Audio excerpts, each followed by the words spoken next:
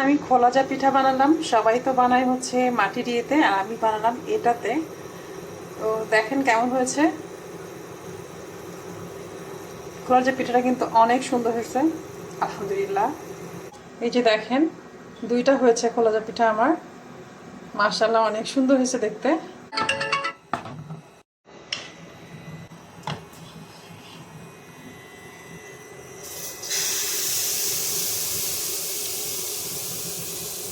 এই যে, আর এখানে একটা বসিয়েছি, আপনারা দেখতে পাচ্ছেন কিনা দেখেন। ভিতরে কিন্তু ছিদ্র ছিদ্র অলমোস্ট হয়ে গেছে অনেকগুলা। মাশাআল্লাহ, অনেক সুন্দর হচ্ছে।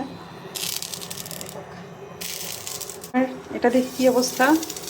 এই যে দেখেন,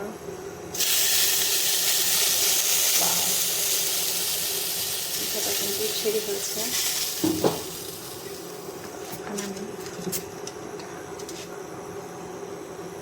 যাক, আলহামদুলিল্লাহ। সবাই সবাই জানাবেন না আমার খোলা পিঠা কেমন হয়েছে। তো আজকে পর্যন্তই, দেখা হবে পরবর্তী কোনো ভিডিওতে। আল্লাহ হাফেজ।